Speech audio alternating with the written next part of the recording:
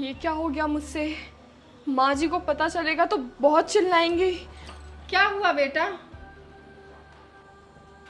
माँ जी वो ये कप साफ कर रही थी, बहुत ध्यान से साफ कर रही थी, पर गलती से हाथ से छट के टूट गया। भगवान का शुक्र है, मैं तो डर ही गई थी कि क्या हो गया। कोई बात नहीं बेटा, कप ही तो टूटा है, तुम्हें चोट तो नहीं आई। बेटा, कप के कितने ही टुकड़े हो जाएं, लेकिन मेरी बहू के दिल के टुकड़े नहीं होने चाहिए। कप मेरी बहू से ज्यादा इम्पोर्टेंट नहीं है। और एक बात बताओ, तुम्हारी शादी को 4 दिन नहीं हुए और तुम घर के कामों में लग गई। बेटा, अभी तुम्हें तो ज्यादा से ज्यादा ही समय हिमांशु के साथ बिताना चाहिए, तभी तो तुम लोग एक दूसरे को समझोगे और रिश्ता मजबूत होगा। श्रेयांश, श्रेयांश। जी माँ बोलिए।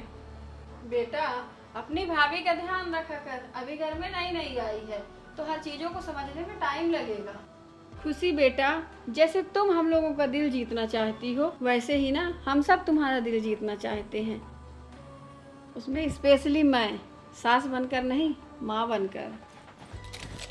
थैंक यू सो मच माँ। मैंने एक माँ को छोड़ा तो मुझे दूसरी माँ मिल गई, और आप ना मेरा उनसे भी ज़्यादा ख्याल रखती हैं। अगर यही कप ना माँ जी मेरे मायके में टूट जाता ना, तो मेरी माँ मुझे बिना खरी खोटी सुनाए मानती नहीं। बेटा, मुझे अपने बच्चों से बढ़ के कुछ नहीं है, तू इस कप की चिंता छोड़ दे, तू जा आराम कर। माँ आप भी जाओ, मैं साफ कर दूंगा। ठीक है बेटा।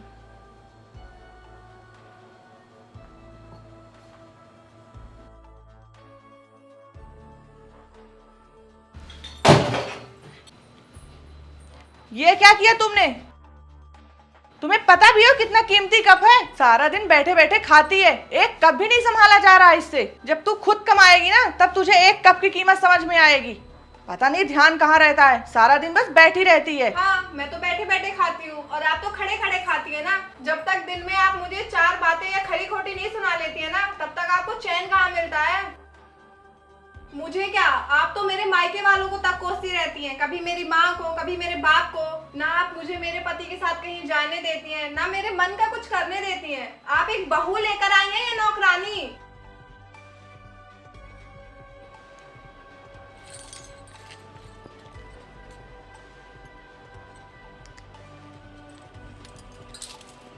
हाँ बेटा, तूने इतनी रात को फोन किया है? रात को 1:30 बज रहा है। तू ठीक तो है ना?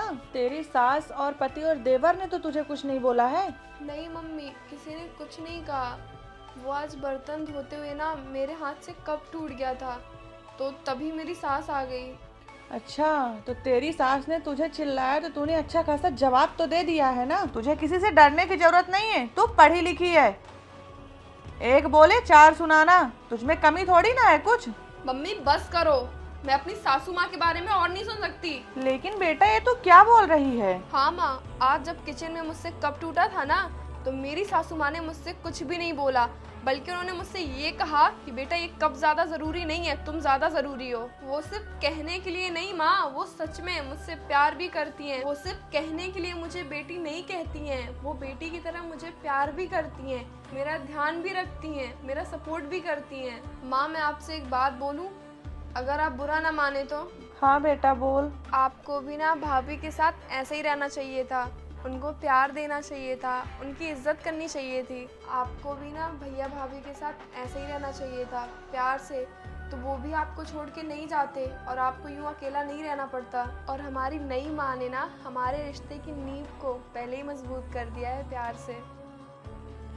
तो इस नींव पर टिके हुए घर परिवार और रिश्ते कैसे मजबूत नहीं होंगे? माँ, कप के टुकड़े हो जाने से ना किसी का दिल नहीं तोड़ना चाहिए। कप तो हम बाजार से कई खरीद के लाएंगे, पर अगर रिश्ते टूट गए ना माँ, तो हम उनको कहीं भी नहीं खरीद सकते। अगर एक सास बहू को बेटी मान ले और एक बहू अपनी सास को माँ मान ले, रिश्तों में कड़वाहट कभी नहीं आएगी और हम सब एक साथ मिलजुल कर प्यार से रह सकते हैं। तू सही कह रही है बेटा, लेकिन अब जब तू अपने घर आएगी ना, तुझे इस घर की भी नींव मजबूत मिलेगी।